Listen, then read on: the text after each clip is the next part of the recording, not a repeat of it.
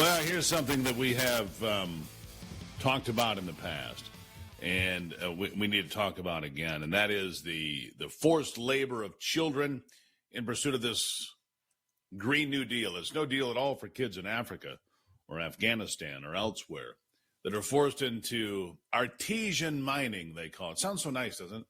You probably bought artesian bread in your life. Sounds nice. It's handmade. What it means is they have no tools. And so they're digging in the dirt with their fingers until they're bloody to make $1 or $2 a day just to get enough food to survive one more day to come back and do it all over again. Jason Jones, the president of the Human Rights Education and Relief Organization HERO, author of his new book, The Great Campaign Against the Great Reset. Joining me now. Jason, good to have you here.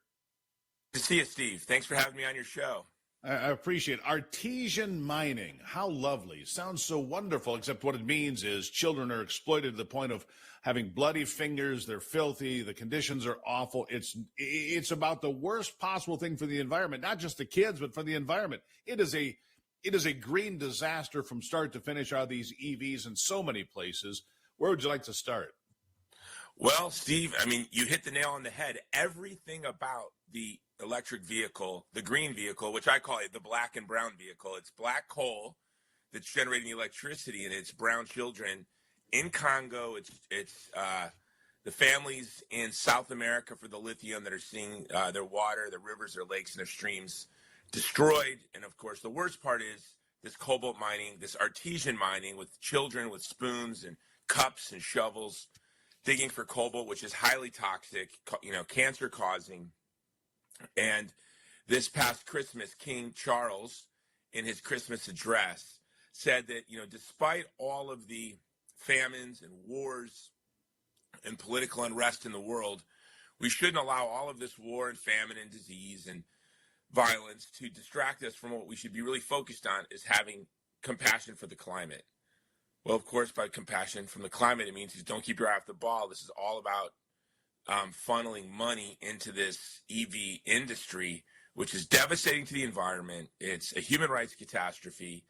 And if the internal combustion engine was invented today, it would be hailed as a great environmental savior. Absolutely true, as it should be. I mean, you look at tailpipe emissions, by the way, that the Biden administration going after diesel and gasoline vehicles, not because of tailpipe emissions. They say that. But the truth of the matter is this. We've learned in new studies recently, Jason, and you can weigh in on this. Because of the incredible weight of electric vehicles, their brake pads, their tires, the destruction to the road create far more pollution and particulate than do tailpipes in America that have been getting cleaner and cleaner year after year after year. And here's what I don't understand, because we're traveling, and we were in a hybrid Toyota van here a couple of days ago with an Uber driver. He said the greatest thing ever. It gets better than 40 miles to the gallon. When do you have to recharge it? Oh, I don't. It charges itself because it internally charges. So this hybrid vehicle, okay, maybe not too bad of an idea. The batteries are far smaller. You still use diesel or gasoline. It works well. Why this push for EV only? What is the game here is what I'm asking. Well, we know it's not, Stephen. It's really with this whole Great Reset, everything involved with this Great Reset, it's hard to wrap your mind around what their goals are, because they appear to be anti-human goals. It has nothing to do with the environment or the climate. As you said, the most dangerous thing on the road for emissions is really the electric vehicle because of their tires. And we're talking about what's toxic to human beings. What's coming out of your tailpipe is plant food. So it's Steve, CO2 is the gas of life, Jason. That's what it was always called. From the time I was in first grade, CO2 is the gas of life, because CO2, the more of it that's in the environment, the more things that flourish and grow. They talk about how the Amazon rainforest is being deforested. No, it's not.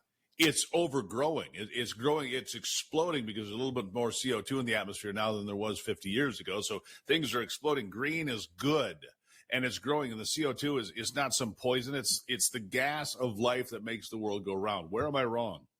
No, and you're right. And it's also the energy of life for the poorest people in the world is coal. You just had COP28 this past spring, and this COP29 is coming up in November. And Azerbaijan, which just ethnically cleansed Artsakh of Christians that have lived there since the first century, has been put in charge of COP29 to help us have our climate and energy goals.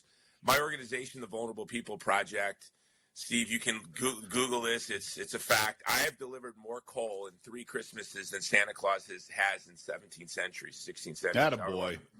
And what we do is we deliver coal, 100 million hours of heat. We've delivered through coal to the widows and orphans of our allies who were killed in Afghanistan to get them through the brutal winter, to families in other parts of Central Asia. My organization gets criticized as not being thoughtful of our posterity because I'm out there giving coal to people who would freeze to death without this little tin tray and this little lump of coal. This is where we live. Where we live.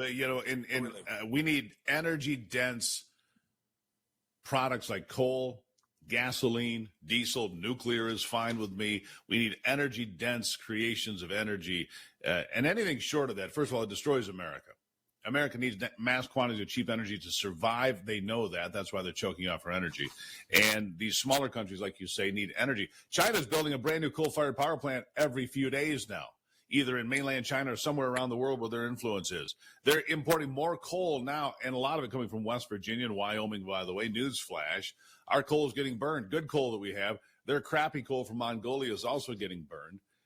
Jason, tell the people real quickly where they can get a hold of you. I'd love to have you back anytime. Thanks. Because there's more to talk about. Go ahead. Thanks, Steve. Our organization is the vulnerablepeopleproject.com. We stand with the vulnerable. We have security guards outside of synagogues in Africa, churches across the world, from the Philippines to Nigeria, and girls' schools in Afghanistan we still run. So if you want to stand in solidarity with the most vulnerable people in the world, go to the vulnerablepeopleproject.com. Jason Jones, greatly appreciate you being here. Good stuff. It's an important message, and greatly appreciate it. Thank you very much. Thank you, sir. All right. When we come back, sports with Brock. Don't go anywhere.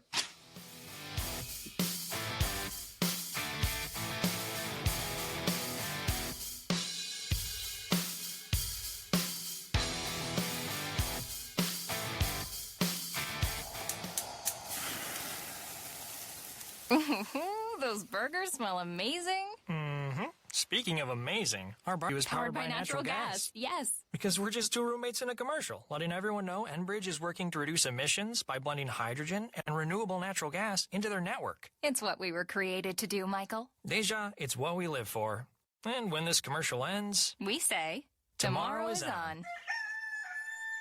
Enbridge. Life takes energy. As the weather gets colder, it's a good idea to layer up with scarves, hats, and mittens. Another layer of protection this season is to get your flu and COVID-19 vaccines. You can get both vaccines at the same time. Talk to your healthcare provider or learn more at michigan.gov/COVID-flu-RSV and layer up for some added peace of mind. Sponsored by the Michigan Department of Health and Human Services and the Michigan Association of Broadcasters.